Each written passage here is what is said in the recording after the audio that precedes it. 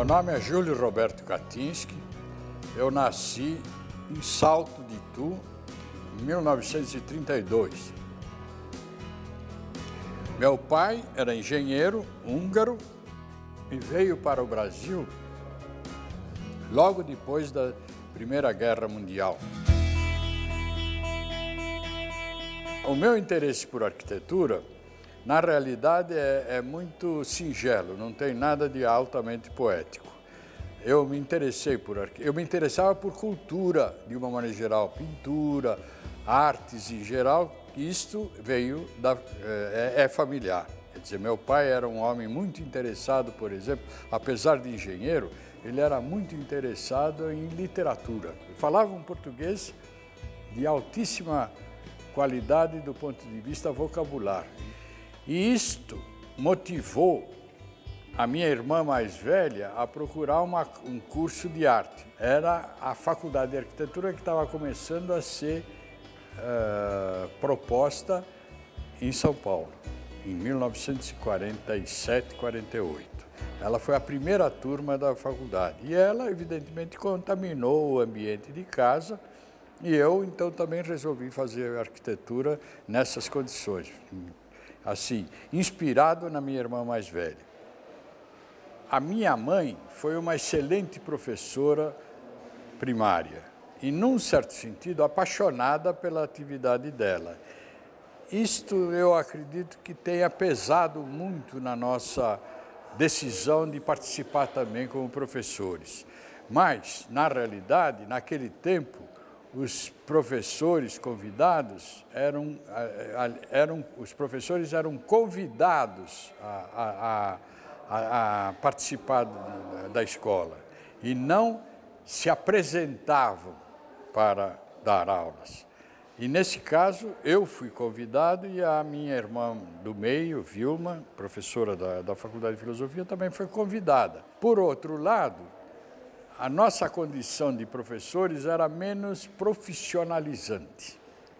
Era mais uma questão de exigência, de dedicação muito grande, total. Eu, dentro da faculdade, me destaquei por interesses muito representativos das atividades que se faziam na faculdade.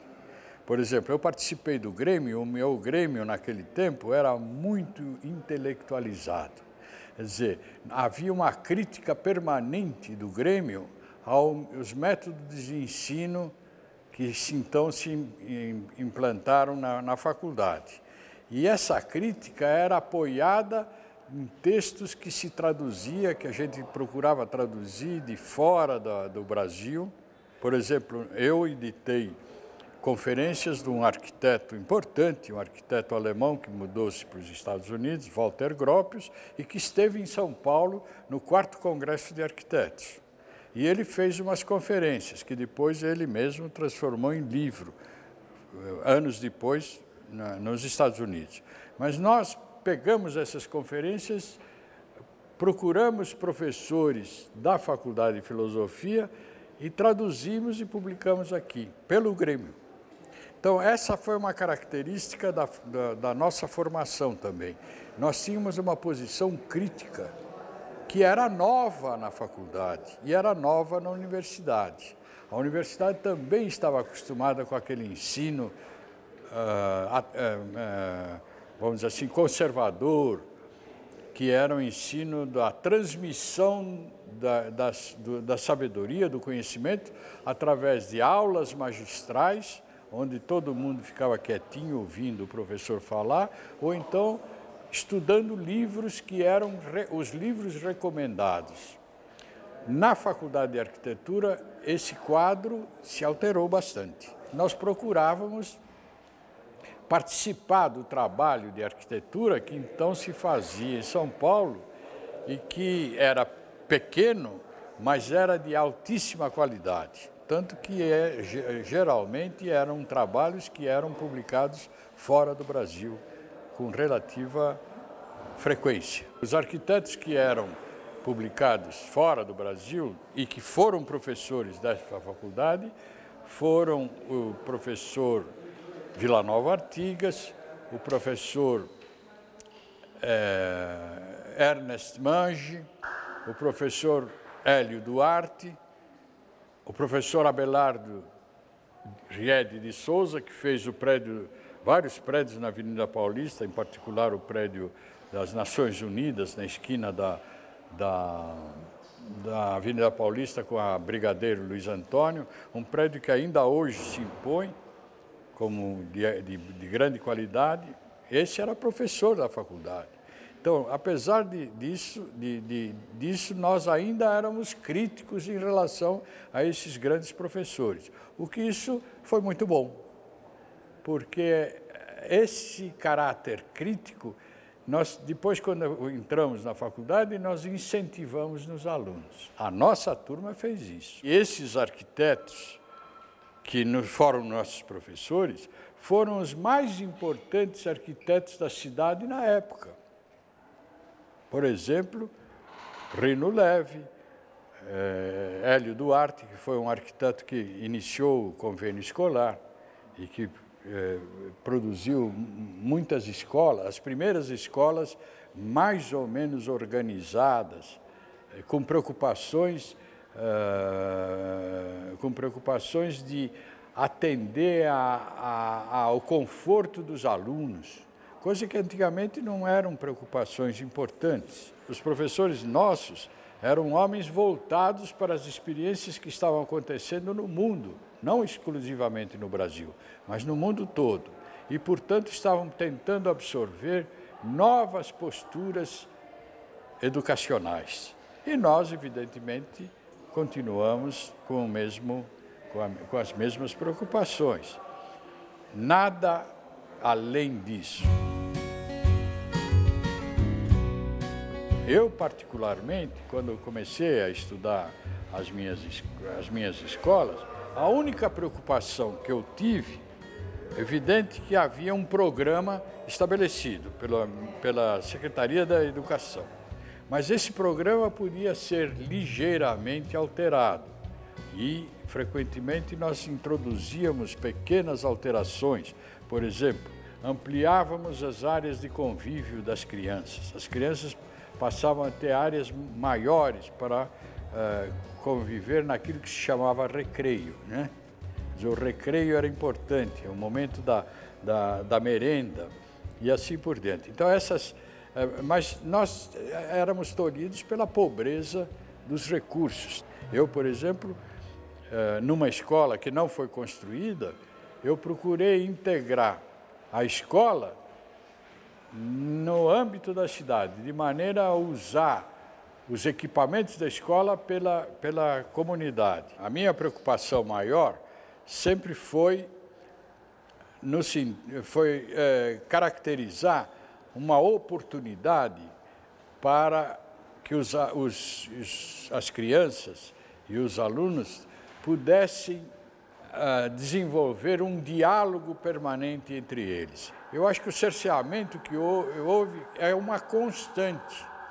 Eram cerceamentos numa época, principalmente de caráter pedagógico. E hoje os cerceamentos são físicos.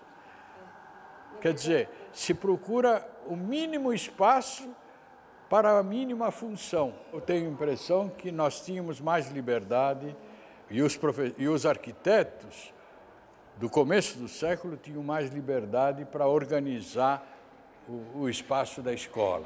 Por isso mesmo que algumas escolas, principalmente escolas normais, que a FDE até algumas restaurou, e eu participei do restauro de algumas delas, a gente percebe que houve um esforço de qualificar o espaço, dar uma qualidade, como, por exemplo, esse prédio, evidentemente, é um prédio de um espaço qualificado. Isto pesa nas pessoas que frequentam essa escola. Mesmo que este prédio não tenha sido feito para ser uma escola, mas o simples fato de uma pessoa existir com um certo comportamento é um processo também educacional. A obra de arquitetura, ela não transmite só aquilo que o programa estabeleceu, ela transmite também as intenções que os arquitetos puseram no edifício. Então, esse arquiteto que trabalhou este prédio tinha uma série de intenções artísticas. Essas intenções artísticas pesaram nas pessoas que frequentaram essa casa. A maior prova disso é que ela continua sendo uma escola. Como? Porque 2 frequentadores desta casa, herdeiros de toda a quadra, preferiram comprar a parte da residência dos outros herdeiros e doar este prédio para ser uma faculdade de arquitetura. Além do programa, eu sempre quis dar uma qualidade arquitetônica para os edifícios. Não é obrigatório isso.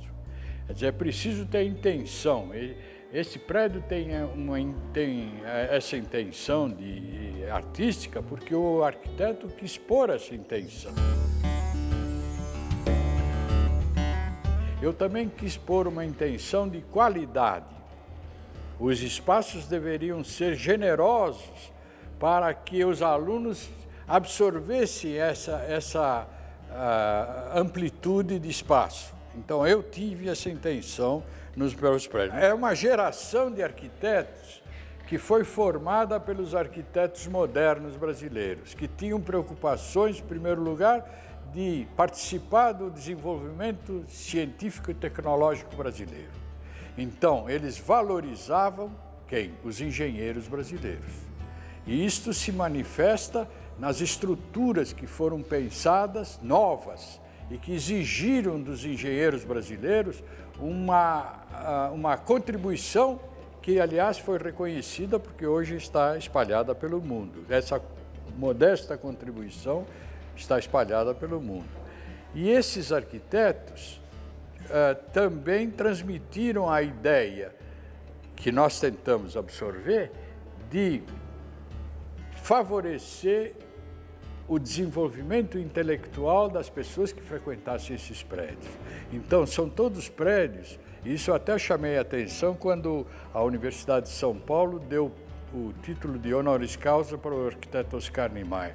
O espaço que ele criou era diferente do espaço que outros arquitetos que também trabalharam em São Paulo criaram. Quer dizer, é um espaço acolhedor, convidativo. E eu dou o exemplo do antigo prédio do Matarazzo, na Praça da República, com um espaço até com uma certa grandiosidade, mas que não é acolhedor. Ele é feito ao contrário, para diminuir as pessoas que vão frequentá-lo. Há uma opressão. O espaço desses arquitetos, tanto Oscar Niemeyer quanto Afonso Reidi, quanto Lúcio Costa, quanto Artigas, quanto Rino Levi, que tem um prédio aqui, que essas coisas que eu estou falando podem ser comprovadas facilmente, o prédio Prudência, aqui na Avenida Higienópolis. Esses prédios são feitos com espaços amplos, mas ao mesmo tempo acolhedores. Essa era uma preocupação que existia nesses arquitetos e que até certa medida nós tentamos absorver.